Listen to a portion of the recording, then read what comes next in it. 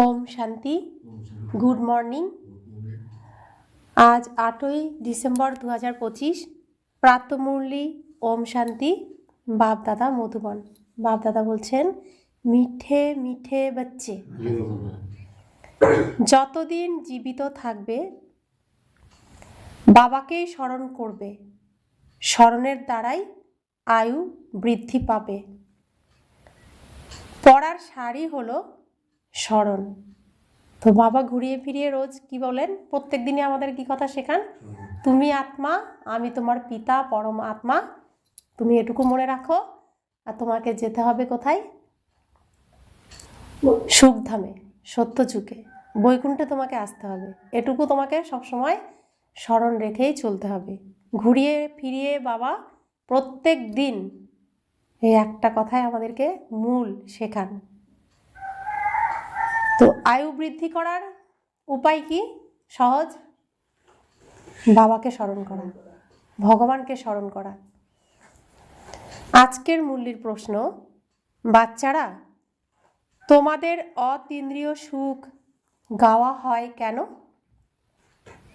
উত্তর, কেননা তোমরা সর্বদাই বাবার স্মরণে থেকে খুশিতে থাকো। এখন তোমাদের সর্বদাই হলো ক্রিসমাস, সর্বদাই ক্রিসমাস। কি আমাদের কি এখন? আর সামনেই কিছুদিন পরে নতুন যুগ এলো। কি এলো? ভগবান তোমাদেরকে পড়াচ্ছেন। কে পড়াচ্ছেন আমাদেরকে? কে পড়াচ্ছেন আমাদেরকে? কে পড়াচ্ছেন আমাদেরকে? স্বয়ং ভগবান, আমাদের পিতা আমাদেরকে শিক্ষক রূপে পড়াচ্ছেন। এর থেকে বড় খুশি আর কী বা হতে পারে? স্বয়ং ভগবান পড়াচ্ছেন, এর থেকে বড় খুশি কি আর হতে পারে? ভগবানের কাছে আমি পড়তে পাচ্ছি, ভগবানের সম্মুখে আমি আসতে পেরেছি, এর থেকে আর খুশি কি হতে পারে? এ হলো প্রতিদিনের খুশি। এই জন্য তোমাদেরই অতীন্দ্রিয় সুখ গাওয়া হয়ে থাকে। আজকের মুরলির প্রথমে গীত বেজেছে, নয়নহীনকে দিশা দেখাও প্রভু, নয়নহীনকে পথ দেখাও প্রভু। ওম শান্তি। জ্ঞানের তৃতীয় নেত্র দাতা আত্মাদের পিতা তাঁর আত্মারূপী বাচ্চাদেরকে বোঝাচ্ছেন। জ্ঞানের তৃতীয় নেত্র এক বাবা ছাড়া আর কেউ দিতে পারে না। তো এখন বাচ্চাদের জ্ঞানের নেত্র প্রাপ্ত হয়েছে, তো তৃতীয় নয়ন খুলেছে। তো এই তৃতীয় নয়ন সম্পর্কে আমরা শাস্ত্রে শুধু শুনেছি, এর উপলব্ধি বা অনুভব কখনো করিনি। যখন শিবকুলে আসলাম, শিবপুরীতে আমাদের জন্ম হলো, শিবালয়ে জন্ম হলো, তখন আমরা নিজের তৃতীয় নয়ন, নিজের আসল নয়ন, তৃতীয় নয়নই আমার নয়ন, যে নয়ন এতদিন অজ্ঞান অবস্থায় ছিল, ঘুমন্ত অবস্থায় ছিল, শরীররূপী মাটির নিচে। তো আমার পিতা আমাকে খুঁজে বের করে আমাকে জাগিয়েছেন, আমার তৃতীয় নয়ন, আমার নিজের চোখকে তিনি খুলিয়েছেন, জাগ্রত করেছেন। তারপর আমরা বুঝতে পেরেছি যে তৃতীয় নয়ন কি। আর এই জ্ঞানের তৃতীয় নয়ন ত্রিকালদর্শী বাবা ছাড়া আর কেউ দিতে পারেন না, ত্রিনেত্রী বাবা ছাড়া আর কেউ দিতে পারেন না। তো এখন বাচ্চাদের জ্ঞানের নেত্র প্রাপ্ত হয়েছে। এখন বাবা বুঝিয়েছেন যে ভক্তি মার্গ হলো অন্ধকার মার্গ। যেরকম রাতের বেলায় আলোর প্রকাশ না থাকায় মানুষ ধাক্কা খায়, গাওয়াও হয়ে থাকে যে ব্রহ্মার রাত, ব্রহ্মার দিন। সত্যযুগে এটা বলবে না যে আমাকে দিশা বলে দাও, কেননা এখন তোমাদের দিশা প্রাপ্ত হচ্ছে। আমরা দাপর যুগ থেকে ধীরে ধীরে কি হয়েছিলাম? ঘুমাতে শুরু করেছিলাম। কলিযুগে একদম ঘুমিয়ে পড়েছি। তো বাবা পরমধাম থেকে এসেছেন, আমাদের জাগিয়েছেন। চোখ মেলে দেখি পরের রাজ্যে পড়ে আছি, রাবণের কারাগারে পড়ে আছি। বাবা বলছেন, এই পথে এসো, ঘরে চলো, তোমার আসল বাড়িতে চলো। তো দিশা বলে দিচ্ছেন বাবা। এতদিন ছিলাম অন্ধকার কারাগারে, অন্ধকার কুটুরিতে, তো এখন আমাদের আলোর দিশা মিলেছে। তো আমরা আলোর পথে চলতে শুরু করেছি। বাবা এসে মুক্তিধাম আর জীবন মুক্তিধামের রাস্তা বলে দিচ্ছেন। এখন তোমরা পুরুষার্থ করছো। এখন জানো যে আর অল্প সময় অবশিষ্ট আছে। এই দুনিয়া তো পরিবর্তন হয়েই যাবে। এই গানও তো তৈরি হয়ে আছে যে দুনিয়া পরিবর্তন হয়ে যাবে, কিন্তু মানুষ বেচারা জানে না যে দুনিয়া কবে পরিবর্তন হবে, কিভাবে পরিবর্তন হবে, কে পরিবর্তন করেন। এই যে রাত কাটছে ধীরে ধীরে, তা আমরা এখন এটা অনুভব করছি যে রাতটা শেষ হচ্ছে, দিন শুরু হচ্ছে, অনুভব করছি। তাহলে দিনটা কে শুরু করছে? কার দ্বারা শুরু হচ্ছে দিনটা? সূর্যের দ্বারা। আকাশে সূর্য, সেই সূর্যের প্রকাশ আসছে তো ধীরে ধীরে, তো দিন হচ্ছে না? তো সেরকম এই কলিযুগ রূপী কালো রাত, এখান থেকে দিন কে আনবে? কার দ্বারা দিন আসবে? কোন সূর্যের দ্বারা দিন আসবে? জ্ঞান সূর্য, স্বয়ং পরমপিতা পরমাত্মা। তো তিনি এসেছেন বলে ভোর হয়েছে সৃষ্টিতে, তা আমরা জেগে গেছি। এখন আমরা দিনে যাব, দিনে আমাদের যে কাজকর্ম সেটাই আমরা করব। অর্থাৎ আমরা ঘুম থেকে তাড়াতাড়ি উঠেছি, পরিষ্কার পরিচ্ছন্ন হচ্ছি, তো ঠাকুর ঘরে কে ঢুকবে? আমরাই ঢুকবো।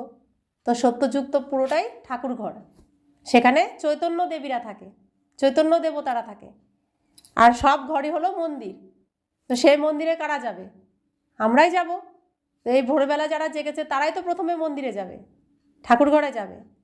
তো সেরকম আমরা প্রত্যেকে এখন ঠাকুর ঘরে যাওয়ার জন্য তৈরি হচ্ছি। বাবা শিক্ষা দিচ্ছেন তৈরি হওয়ার, আর মায়া শিক্ষা দিচ্ছে তোমার এখানে নোংরা আছে, তোমার এখানে নোংরা আছে, তোমার এখানে নোংরা আছে। মায়া দেখিয়ে দিচ্ছে তোমার এখানে এখানে নোংরা আছে, আর শিব বাবা সেই নোংরাগুলো পরিষ্কার করছে। আমি চাইলে তবে, আমি যদি চাই যে পরিষ্কার হয়ে যায়, তো শিব বাবা পরিষ্কার করছেন। আমি না চাইলে পরিষ্কার করতে পারবেন না। অর্থাৎ কোনো না কোনো সিনে, কোনো না কোনো ঘটনায় আমাদের দুর্বলতাগুলি মায়া ধরিয়ে দেয় যে তোমাদের এখানে দুর্বলতা আছে, তোমার মন এখানে ঠিক নেই, তোমার আচরণ এখানে ঠিক নেই। আর শিব বাবা সেই সেই জায়গাগুলো ঠিক করে দিতে এসেছেন। করতে হবে কার? ইচ্ছা থাকবে কার? আমাকে। আমার যদি খারাপ আচরণ থাকে, পরিবর্তন কে করবে? আমাকেই করতে হবে। যদি চাই তো পরিবর্তন হলে কি হব? দেবী। পরিবর্তন না হলে কি হব? যদি পরিবর্তন না করি তাহলে কি থাকবো? অসুর। আর যদি পরিবর্তন করি কি হব? দেবতা। পরিবর্তন কাকে করতে হবে? আমাকেই করতে হবে, তবেই বাবা করতে পারবেন। তো মায়া এগুলো ধরিয়ে দেয়, তোমার এখানে এখানে এখানে এখানে দেখো এটাই তোমার আচরণ, তো তুমি রাবণের। মায়া এটা ধরিয়ে দেয়, আর বাবা বলছে না, এগুলো নোংরা পরিষ্কার হয়ে গেলেই ও আমার। তো বাবা বলছেন যে মানুষ তো জানে না যে কিভাবে এই পরিবর্তন করা সম্ভব, কে পরিবর্তন করতে পারেন। তো রাতকে দিনে যে পরিবর্তন করতে পারেন, একমাত্র তিনিই পরিবর্তন করতে পারেন, আর সে হলো আমাদের পিতা, পরম পিতা পরমাত্মা শিব বাবা। কেননা জ্ঞানের তৃতীয় নেত্র তো নেই কারোর, আছে কোনো মানুষের। তাই পরিবর্তন করার যে পদ্ধতি নিজে জানে না, দেখতে পাচ্ছে না। বাচ্চারা, এখন তোমাদের এই তৃতীয় নেত্র প্রাপ্ত হয়েছে, যার দ্বারা তোমরা এই সৃষ্টির চক্রের আদি মধ্য অন্তকে জেনে গেছো। আর এটাই হলো তোমাদের বুদ্ধিতে জ্ঞানের স্যাকারিন। যেরকম অল্প একটু স্যাকারিন অনেক মিষ্টি হয়, সেরকম জ্ঞানের এই দুটি অক্ষর মনমনা ভব, এটাই হলো সব থেকে মিষ্টি জিনিস। ব্যাস, বাবাকে স্মরণ করো। তো গীতাতে মূল মহামন্ত্র কি? মন মনা ভব, অর্থাৎ তোমার মন আমাতে দাও। কাকে দিতে হবে মন? বাবাকে। তো শিব বাবাকে দিয়ে দিলে শিব বাবা কি করবে? শিব বাবার মতো ভাবাবে, ভাবতে শেখাবে। আর শিব বাবাকে মন না দিলে মন কোথায় থাকলো? রাবণের কাছে। তো রাবণের মতো ভাবতে শেখাবে। মন দিয়ে দেওয়াটাই আমাদের শেখাচ্ছেন বাবা। তোমার মন আমাতে দাও, তো আমি তোমার চিন্তাটা আমি ভেবে দেব, তোমাকে আর ভাবতে হবে না। আর এটাই হলো স্যাকারিন। যেরকম অল্প একটু স্যাকারিন অনেক মিষ্টি হয়, সেই রকম জ্ঞানের এই দুটি অক্ষর মন মনা ভব হলো সব থেকে মিষ্টি জিনিস। ব্যাস, বাবাকে স্মরণ করো। বাবা আসেন আর এসে রাস্তা বলে দেন। কোথাকার রাস্তা বলে দেন? শান্তিধাম আর সুখধাম, অর্থাৎ ঘরে ফেরার, পরমধামে ফেরার রাস্তা, আর সুখধামে অর্থাৎ বৈকুণ্ঠে আসার রাস্তা তিনি বলে দেন। তাই বাচ্চাদের খুশি হয়। দুনিয়া এটা জানে না যে খুশি কবে পালন করা হয়। খুশি তো নতুন দুনিয়াতেই পালন করা হবে, তাই না? এটা তো একদমই সাধারণ কথা যে পুরানো দুনিয়াতে খুশি কোথা থেকে আসবে। পুরানো দুনিয়াতে মানুষ ত্রাহি ত্রাহি করছে, কেননা সবাই হলো তমপ্রধান।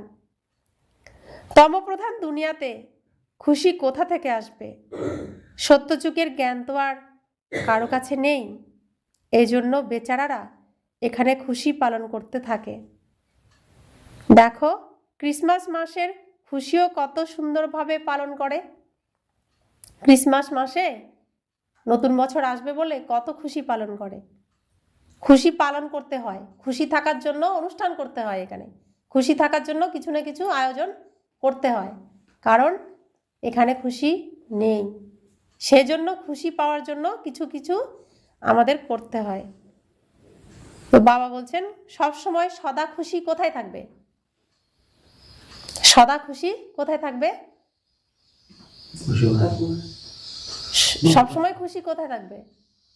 সত্য যুগে থাকবে। আর এখানে দুঃখধাম, খুশি থাকে না। সেজন্য খুশি পাওয়ার জন্য আয়োজন করতে হয়। তো বাবা বলেন যদি খুশির কথা জিজ্ঞাসা করতে হয় তবে গোপ গোপীদেরকে অর্থাৎ আমার বাচ্চাদেরকে জিজ্ঞাসা করো, কেননা বাবা খুব সহজ রাস্তা বলে দিচ্ছেন। গৃহস্থ ব্যবহারে থেকে নিজের ব্যবসাদীর কর্তব্য কর্ম করে কমল পুষ্পের সমান থাকো আর আমাকে স্মরণ করো। যেরকম প্রেমিক প্রেমিকা হয় তারাও চাকরি বা ব্যবসা ইত্যাদি করেও পরস্পরকে স্মরণ করতে থাকে। তো বাবা কেমনভাবে স্মরণ করতে হবে, কেমন প্রেম আমাদের কাছে চান, সেটাও বাবা উদাহরণ দিয়ে বুঝিয়ে দেন। তো বাবা বলছেন তাদের সাক্ষাৎকারও হয়, যেমন লায়লা মজনু, হীর রাঞ্ঝা, তারা বিকারের জন্য পরস্পরের প্রেমী হয় না, তাদের প্রেম গাথা হয়ে থাকে। তাদের প্রেম শুদ্ধ পবিত্র প্রেম, এখনো পর্যন্ত তার গায়ন চলছে। আর স্বয়ং ভগবানও তাদের প্রেমের উদাহরণ দিচ্ছেন যে এইভাবে প্রেম করতে হবে আমার সাথে। তো বাবা বলছেন তাদের মধ্যে এক পরস্পরের প্রতি প্রেম হয়ে থাকে, কিন্তু এখানে এসব কথা নেই। এখানে তো তোমরা জন্ম জন্মান্তর সেই প্রেমিকেরই প্রেমিকা হয়ে আছো। তিনি হলেন প্রেমিক, তোমাদের প্রেমিকা নয়। তোমরা তাকে আহ্বান জানাও এখানে আসার জন্য। হে ভগবান, নয়নহীনকে এসে দিশা বলে দাও। তোমরা অর্ধেক কল্প ধরে আমাকে আহ্বান করেছ। যখন দুঃখ বেশি হয় তখনই বেশি করে আহ্বান করতে। এমনও অনেকে আছে যারা বেশি দুঃখে বেশি স্মরণ করে। তো তোমরা আমাকে কখন স্মরণ করো? যখন দুঃখী থাকো, দুঃখে থাকো। তো অর্ধেক কল্প ধরে তোমরা দুঃখে ছিলে, তাই আমাকে আহ্বান করেছ। যখন খুব বেশি দুঃখ হয় তখনই তোমরা বেশি আমাকে আহ্বান করো, আমাকে ডাকো, আমাকে তোমরা ডাকতে। তাই বাবা বলছেন যত বেশি দুঃখ তত বেশি স্মরণ। দেখো, এখন স্মরণ করার জন্য আত্মার সংখ্যা অনেক অনেক হয়ে গেছে। গাওয়া হয় যে দুঃখের সময় স্মরণ করে সবাই, সুখের সময় করে না কেউ। যত দিন যাচ্ছে ততই তমপ্রধানতা আরও বৃদ্ধি পাচ্ছে। তাই তোমরা উত্তরণ করছো আর তারা আরোই অবতরণ করছে। কেননা যতক্ষণ বিনাশ না হয় ততক্ষণ তমপ্রধানতা বৃদ্ধি হতে থাকবে। দিন প্রতিদিন মায়াও তমপ্রধান হয়ে চলেছে। এই সময় বাবাও যেমন সর্বশক্তিমান, তেমনই এই সময় মায়াও হলো সর্বশক্তিমান, সেও মহাশক্তিশালী। তো অশুভর শক্তি বেশি, শুভ শক্তি, এই শুভ ভাবনা কতজন ভাবে আর অশুভ ভাবনা কতজন ভাবে? তো সেজন্য বাবা প্রতিদিন বলে মন মনা ভব, তোমার মন আমাতে দাও, আমি তোমারটা ভেবে দেব, তোমাকে ভাবতে হবে না। কারণ আমাদের ভাবনার রেজাল্ট দুঃখ, বাবার ভাবনার রেজাল্ট সুখ। তো যখন আমি ভাবছি আমি করব, তখনই কি হচ্ছে, সেটা তমপ্রধান হয়ে যাচ্ছে, সেটা রেজাল্ট হয়ে যাচ্ছে দুঃখ। আর যখন বাবা আছেন, বাবা করবেন, তার রেজাল্ট হচ্ছে শতপ্রধান, তখন হয়ে যাচ্ছে সুখ। আর আমরা এটা প্রত্যেক দিন এই শিবালয়ে রয়ে এই শিবের সংসারে থেকে আমরা অনুভব করছি, যেটা আগে অনুভব করতে পারতাম না। তো বাবা বলছেন যেমন বাবা সর্বশক্তিমান, মায়াও তেমনই সর্বশক্তিমান। তুমি যদি ভাবতে যাও, মায়া তোমাকে ভাবতে দেবে না, ভালো তুমি ভাবতে পারবে না, তোমার সেই শক্তিই নেই, আত্মার মধ্যে সেই শক্তি এখনো আসেনি যে খারাপের দুনিয়ায় ভালো ভাববে বা ভালো করবে। ভালো করতে গেলেও রেজাল্ট কি আসবে? মায়া সেটাকে খারাপ করিয়েই ছাড়বে। শুধুমাত্র বাবা যদি করে যে বাবা করছে আমার এর দ্বারা, তখনই সেটা কি হবে?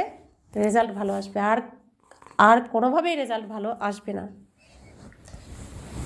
বাচ্চারা, তোমরা হলে এই সময় ব্রহ্মামুখ বংশাবলী, ব্রাহ্মণ কুলভূষণ। এটা হলো তোমাদের সর্বোত্তম কুল, একে বলা যায় উঁচুর থেকেও উঁচু কুল। এই সময় তোমাদের এই জীবন হলো অমূল্য, এই জন্য এই জীবনের এই শরীরের দেখাশোনাও করতে হবে। কেননা 5 বিকারের কারণে শরীরের আয়ু তো কম হয়ে যাচ্ছে, তাই না? তাই বাবা বলছেন যে এই সময় 5 বিকারকে ছেড়ে যোগ যুক্ত হয়ে থাকো, তো আয়ু বৃদ্ধি হতে থাকবে। আয়ু বৃদ্ধি হতে হতে ভবিষ্যতে তোমাদের আয়ু 150 বছর হয়ে যাবে, এখন নয়। এই জন্য বাবা বলছেন যে এই শরীরেরও অনেক দেখাশোনা করতে হবে, না হলে তো বলা যায় যে এই শরীর কোনো কাজের থাকবে না, মাটির পুতুল হয়ে যাবে। বাচ্চারা, এখন তোমাদের এই জ্ঞান প্রাপ্ত হয়েছে যে যতদিন বাঁচতে হবে বাবাকে স্মরণ করতে হবে। আত্মা বাবাকে স্মরণ করে কেন? সবাই থাকা সত্ত্বেও হে ভগবান, হে ঈশ্বর, তুমি ছাড়া আমার কেউ নেই, এই কথাটা কেন স্মরণে আসে? কেন? অবিনাশী উত্তরাধিকার প্রাপ্ত করার জন্য। কি প্রাপ্ত করার জন্য? ভগবানকে হে ঈশ্বর, হে ভগবান বলে ডাকলে কি আসে? মনে একটু হলেও শান্তি আসে, একটু হলেও সুখ আসে। তো এই সুখ শান্তির উত্তরাধিকার পাওয়ার জন্য আমরা হে ঈশ্বর, হে ভগবান বলেই ডাকি। বাবা বলছেন যে তোমরা নিজেদেরকে আত্মা মনে করে বাবাকে স্মরণ করো আর দিব্যগুণ ধারণ করো, তাহলে তোমরা পুনরায় এই রকম হয়ে যাবে। তাই বাচ্চাদেরকে এই পড়া খুব ভালোভাবে পড়তে হবে। পড়াশোনার ক্ষেত্রে অলস হয়ে যেও না, না হলে তো ফেল হয়ে যাবে, অনেক কম পদ প্রাপ্ত হবে। পড়াশোনাতেও মুখ্য কথা এটাই হলো, যাকে সার সংক্ষেপ বলা যায় যে বাবাকে স্মরণ করো।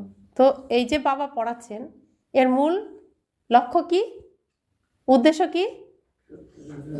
বাবাকে দেখে দেখে, অর্থাৎ বাবাকে স্মরণ করতে করতে আমরা নর থেকে নারায়ণ, নারী থেকে লক্ষ্মী, আর এই কালো অন্ধকার থেকে প্রকাশের দুনিয়ায় আর দুঃখধামের থেকে সুখধামে যাব। কাকে স্মরণ করলে? সামনে কে আছেন? শিব বাবা কি হাঁটতে পারে? হ্যাঁ, শিব বাবাকে স্মরণ করবো, কারণ আত্মা উপরে থাকে, তাই উপরে যিনি আছেন তাকে স্মরণ করবেন। আর শরীর থাকে নিচে, তো শরীরকে দেখে দেখে যেতে হবে। কার শরীরকে দেখে দেখে যাব? ব্রহ্মা বাবার। ব্রহ্মা বাবার কদমে কদম রেখে গেলে কোথায় যাব? শ্রীকৃষ্ণের কাছেই পৌঁছে যাব, তাই তো? তাহলে স্মরণ কাকে করতে হবে? শিব বাবাকে। অনুসরণ কাকে করতে হবে? ব্রহ্মা বাবাকে। কারণ শরীরের জন্য ব্রহ্মা বাবা, তাকে দেখে দেখেই হাঁটতে হবে। কারণ শিব বাবা তো হাঁটেন না, হাঁটছেন কে সামনে? ব্রহ্মা বাবা, তাই না? আর স্মরণ ড্রাইভারকে? শিব বাবা। তো ড্রাইভারকেও স্মরণ রাখতে হবে যে ড্রাইভার কোন দিকে যাচ্ছে, কোন দিকে গাইড করছে, সেটাকেও করতে হবে। অর্থাৎ একসাথে কি করতে হবে? শরীরকেও ঠিক রাখতে হবে, আত্মাকেও ঠিক রাখতে হবে, দুটোকেই ঠিক রাখতে হবে। গাড়িকেও ঠিক রাখতে হবে, ড্রাইভারকেও ঠিক রাখতে হবে। সেজন্য বাবা বলছেন এই পড়াশোনার সার সংক্ষেপই হলো বাবাকে স্মরণ করা। যখন প্রদর্শনীতে বা সেন্টারে কেউ আসেন তখন তাকে প্রথমে এটাই বোঝাও যে বাবাকে স্মরণ করো, কেননা তিনি হলেন উঁচুর থেকেও উঁচু। তাই উঁচুর থেকেও উঁচুকেই স্মরণ করতে হবে। তার থেকে যিনি কম তাকে স্মরণ করার দরকার নেই। তো উঁচুর থেকেও উঁচু কে? শিব বাবা। তারপরে কে? ব্রহ্মা বাবা। অর্থাৎ শিব বাবার পরের স্থানই কার? শ্রীকৃষ্ণের স্থান। নারায়ণের জন্য নারায়ণ সবসময় শিবের স্মরণ করে না, শিব আবার নারায়ণের স্মরণ করে। তাহলে এটাই বাবা বলছেন যে স্মরণ করতে হবে কাকে? যিনি উঁচুতে থাকেন, আর তার থেকে নিচে যে থাকে তাকে স্মরণ করার দরকার নেই। বলা হয় যে উঁচুর থেকেও উঁচু হলেন ভগবান। ওপরে কয়জন বসে আছেন? একজন। কে বসে আছেন? পরমাত্মা, পরম পিতা পরমাত্মা শিব বাবা। আর তার নিচে কে বসে আছেন? ব্রহ্মা বিষ্ণু মহেশ্বর, না? তো বাবা বলছেন ভগবানই তো নতুন দুনিয়া স্থাপন করেন। দেখো বাবাও বলছেন যে নতুন দুনিয়া স্থাপনা আমিই করি, এই জন্য তোমরা আমাকে স্মরণ করো, তাহলে তোমাদের পাপ বিনাশ হয়ে যাবে। তাই এটা পাকাপাকিভাবে স্মরণ করো, কেননা বাবা হলেন পতিত পাবন, তাই না? তিনি এটাই বলছেন যে যখন তুমি আমাকে পতিত পাবন বলেছ তখন তোমরা হলে তমপ্রধান।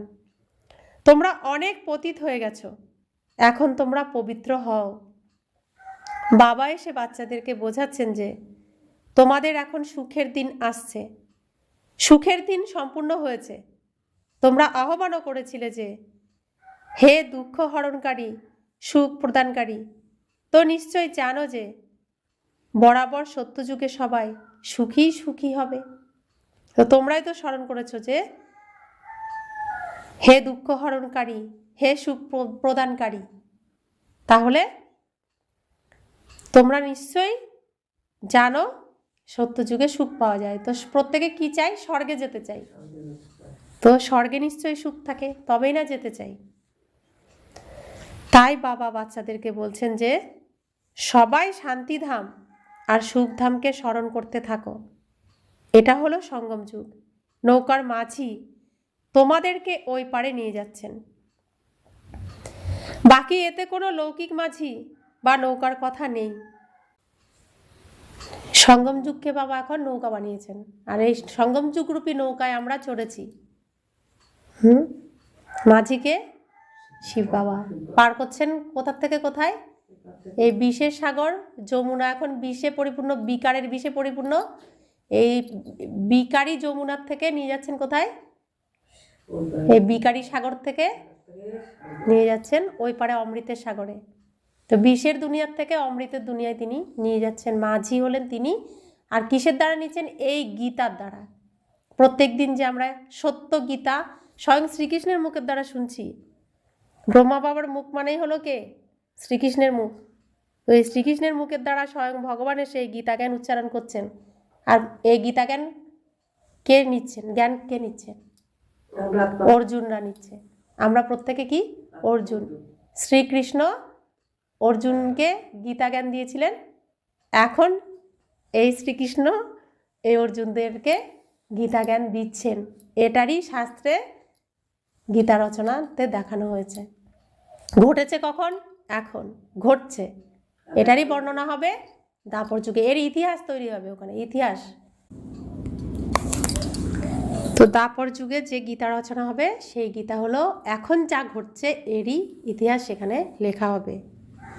তাহলে সঙ্গম যুগরূপী নৌকা, তার মধ্যে মাঝি হলেন স্বয়ং শিব বাবা, ব্রহ্মা বাবার শরীর দ্বারা, অর্থাৎ ব্রহ্মা বাবাই হয়ে গেলেন আবার কি মাঝি, আর আমরা হয়ে গেলাম এই যাত্রী, যারা শিব বাবার গীত গেয়ে গিয়ে আমাদেরকে ধীরে ধীরে ধীরে ধীরে এই বিষের যমুনার থেকে আমাদেরকে ক্ষীরসাগরে নিয়ে যাচ্ছেন, ধীরে ধীরে নিয়েও যাচ্ছেন, আবার পরিষ্কার করছেন, আবার সাজাচ্ছেন। এর মধ্যে তিনি সব কিছু করছেন। আগের নোংরা কালো রংটাকে পরিষ্কার করছেন, সুন্দর বানাচ্ছেন, সাজাচ্ছেন, আবার নিয়েও যাচ্ছেন, ধীরে ধীরে ধীরে ধীরে ওই পারে নিয়েও যাচ্ছেন। তো এখানে কোনো লৌকিক স্থূল জিনিসের কথা নয়, এখানে কোনো নৌকার কথা বা স্থূল মাঝির কথা নয়। এটা হলো এই মহিমা করে বলা যে নৌকাকে পাড়ে লাগাও। এখন একজনের নৌকা তো ওই পারে নিয়ে যাবেন না, তাই না? সমগ্র দুনিয়ার নৌকাকে ওই পারে নিয়ে যাবেন। তো আমাদের এই শরীরকেও এই জীবনকেও আমরা একটা নৌকা ভাবতে পারি। তো প্রত্যেকের জীবনে এক একটা নৌকা, আর প্রত্যেকটা নৌকাকেই শিব বাবা ওই পারে নিয়ে যাবেন, কারণ প্রত্যেকেই শিব বাবার সন্তান, কাউকে রেখে যাবেন না। এই সমগ্র দুনিয়া যেন এক অনেক বড় জাহাজ, একেই ওই পারে নিয়ে যাবেন। তাই বাচ্চারা, তোমাদেরকে অনেক খুশিতে থাকতে হবে, কেননা তোমাদের জন্য সর্বদাই হলো খুশি, সর্বদাই হলো ক্রিসমাস। যখন থেকে তোমরা বাচ্চারা বাবাকে পেয়েছ, তখন থেকেই তোমাদের ক্রিসমাস সর্বদাই পালিত হচ্ছে। এই জন্য অতীন্দ্রিয় সুখ গাওয়া হয়ে থাকে। দেখো, ইনি সর্বদাই খুশিতে থাকেন। কেন?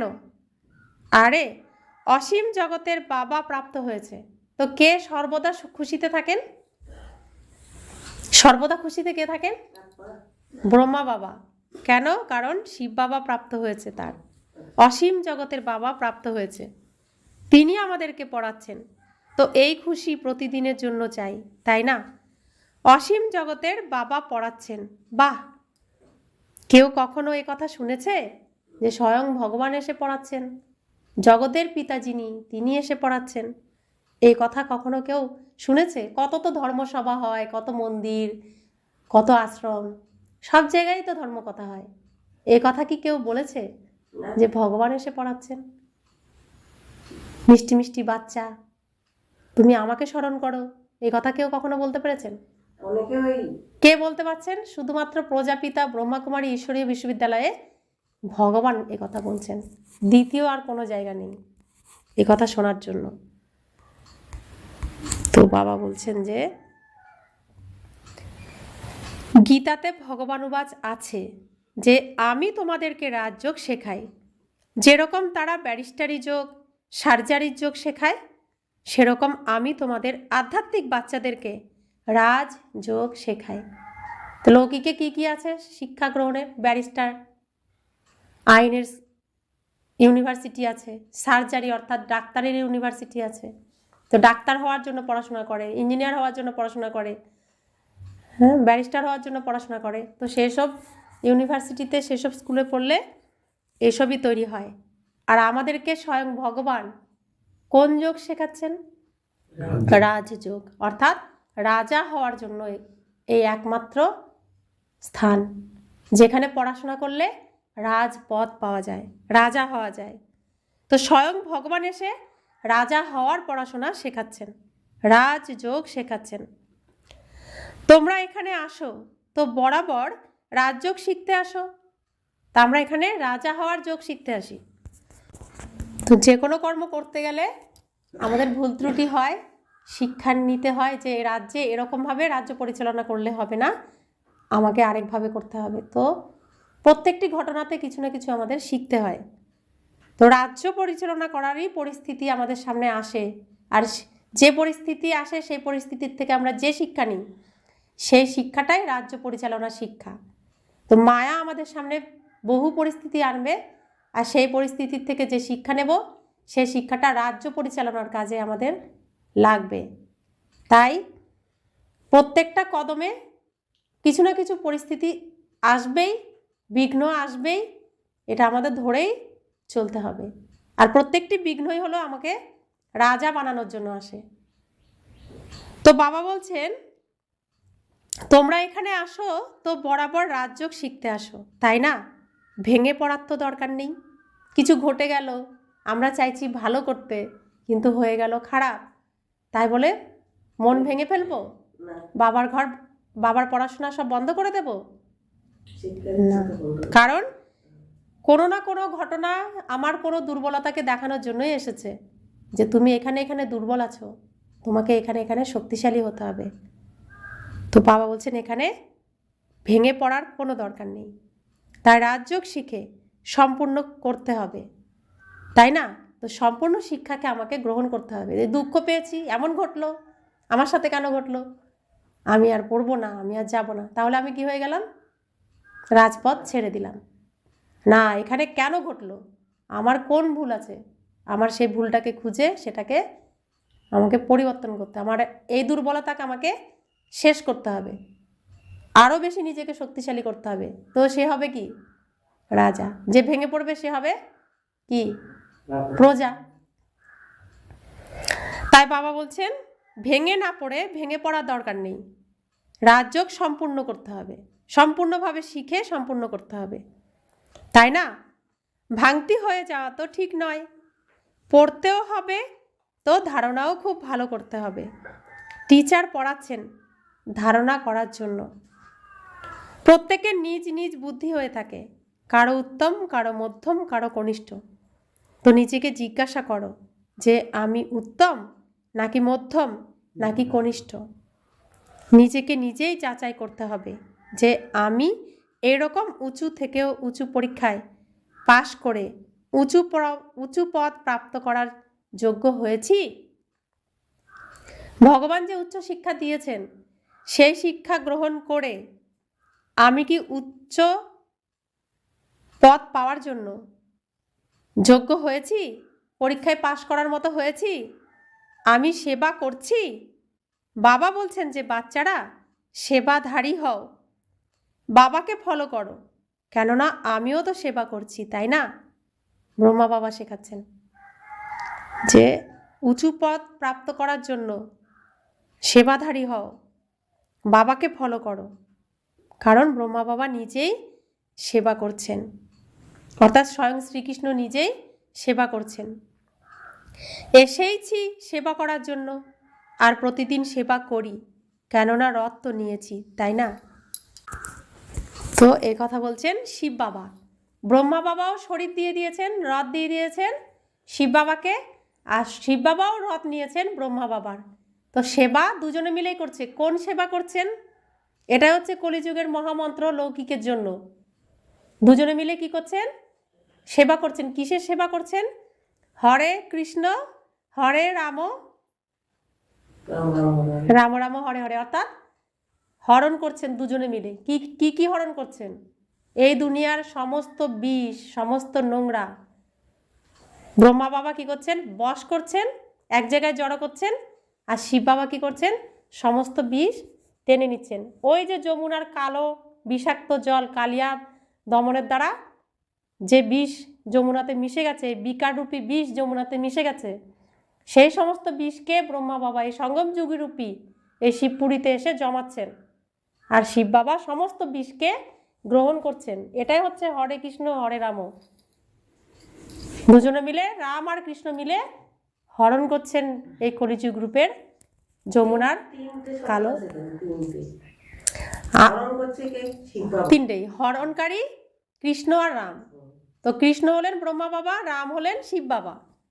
এটা হচ্ছে কলিযুগের মন্ত্র। এটা এই হরে কৃষ্ণ হরে রাম শুনলে কি হয়? কান তৃপ্ত হয়ে যায়, হৃদয় তৃপ্ত হয়ে যায়। তো বাবা বলছেন যে আমিও সেবা করছি। স্বয়ং ভগবান বলছেন যে আমি সেবা করতে এসেছি, রথ নিয়েছি সেবা করার জন্য, তাই না?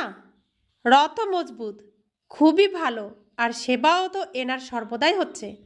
তো রথও মজবুত, অর্থাৎ শক্তিশালী রথ হলো শ্রীকৃষ্ণের রথ, শ্রীকৃষ্ণের শরীর, আর ব্রহ্মা বাবা হলেন শ্রীকৃষ্ণের অন্তিম জন্ম, অন্তিম শরীর। তো সেই রথই হলো শিব বাবাকে ধারণ করার মতো, তার শক্তিকে বহন করার মতো শক্তিশালী রথ। আর এই রথের দ্বারা দুজনে মিলেই সেবা, রথও সেবা করছে, রথীও সেবা করছেন। তাই বাবা বলছেন বাপ দাদা, তো রথী আর রথ, বাপ আর দাদা দুজনে মিলেই সেবা করছেন। বাপ দাদা তো এনার এই রথে সর্বদাই বিরাজমান। যদি এনার শরীর অসুস্থ হয়ে যায়, আমি তো বসেই আছি, তাই না? তো আমি এনার মধ্যে বসে লিখছিও। যদি ইনি মুখ থেকে কিছু না বলতে পারেন, তখন আমি লিখি। মুরলি কখনো মিস হয় না। যতক্ষণ বসতে পারে, লিখতে পারে, ততক্ষণ আমিও মুরলি বাজাতে থাকি।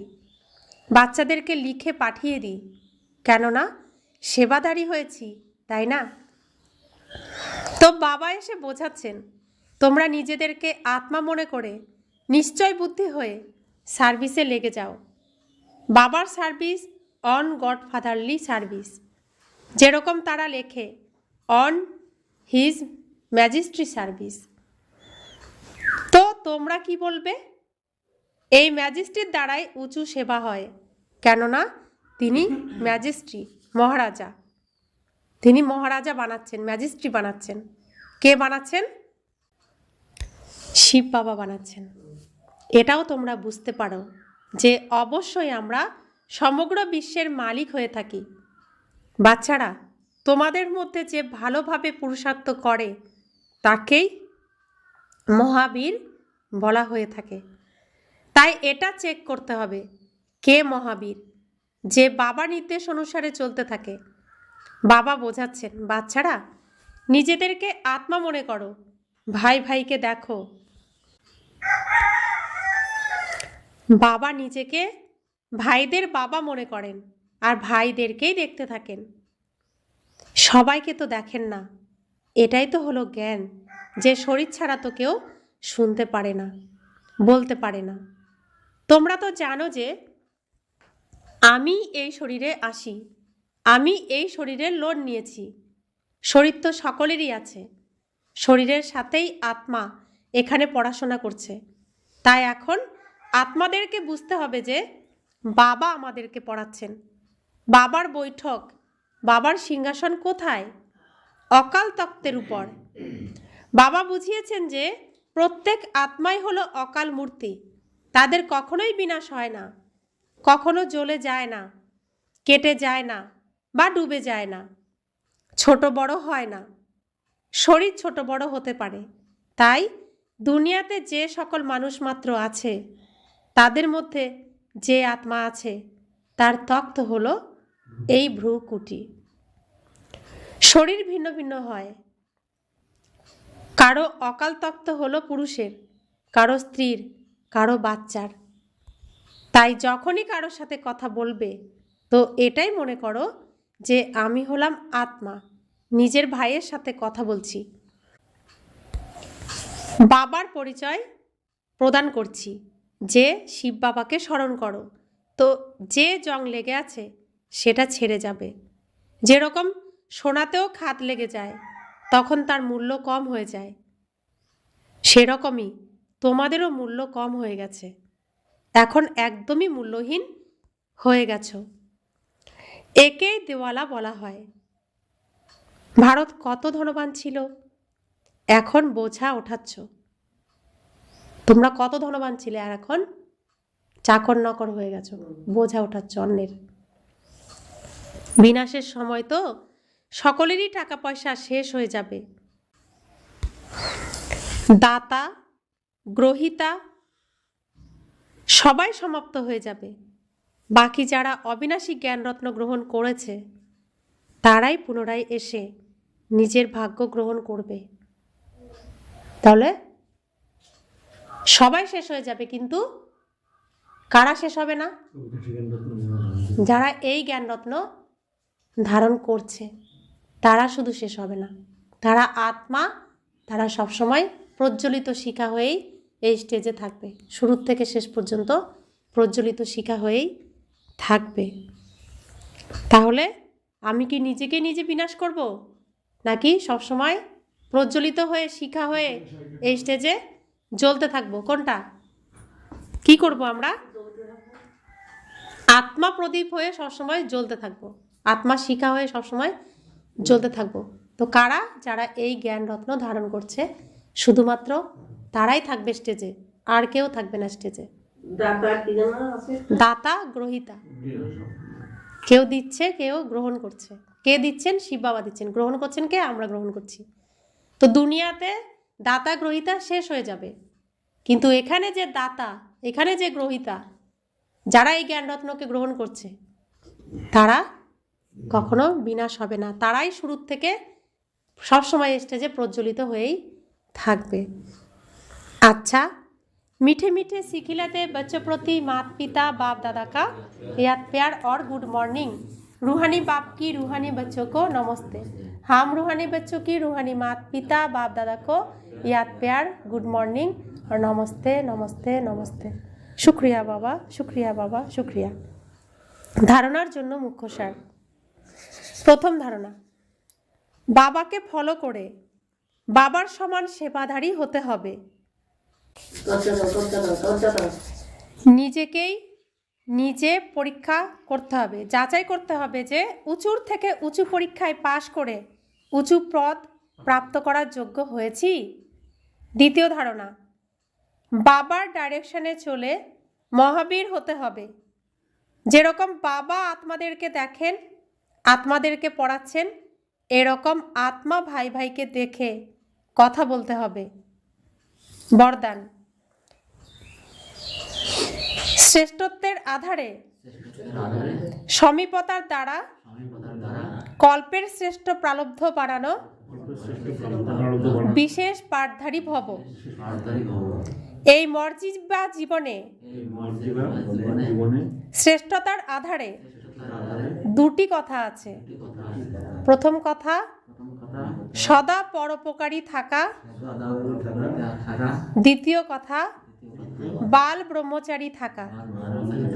যে বাচ্চারা এই দুটি কথাতে আদি থেকে অন্ত পর্যন্ত অখণ্ড থাকে, যাদের কোনো প্রকারের পবিত্রতা অর্থাৎ স্বচ্ছতা বারংবার খণ্ডিত হয়নি, তথা বিশ্বের প্রতি আর ব্রাহ্মণ পরিবারের প্রতি যারা সদা উপকারী থাকে, এই রকম বিশেষ পাঠধারী বাচ্চারা সদা বাপদাদার নিকটে থাকে, আর তার প্রারব্ধ সমগ্র কল্পের জন্য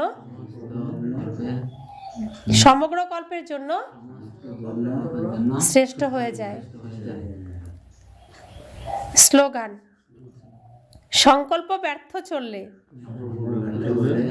অন্যান্য সকল খাজানাও ব্যর্থ হয়ে যায়। এখন সংকল্প খারাপ করার জন্যই মায়া সবকিছু করবে, আর সংকল্প অর্থাৎ ভাবনা খারাপ করলে সবকিছু খারাপ হয়ে যাবে, আমাদের ভালো জমাটাও খারাপ হয়ে যাবে। অব্যক্ত ইশারা, এখন সম্পন্ন বা কর্মাতীত হওয়ার ধুন লাগাও।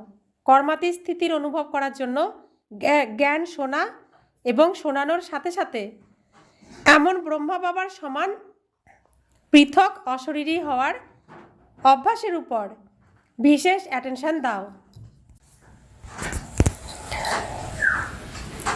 যেরকম ব্রহ্মা বাবা সাকার জীবনে কর্মাতীত হওয়ার পূর্বে পৃথক এবং প্রিয় হওয়ার অভ্যাসের প্রত্যক্ষ অনুভব করিয়েছেন, সেবা বা কোনো কর্ম ত্যাগ করেননি, কিন্তু পৃথক হয়ে লাস্ট দিনও বাচ্চাদের সেবা সমাপ্ত করেছেন। এরকম ফলো ফাদার করো।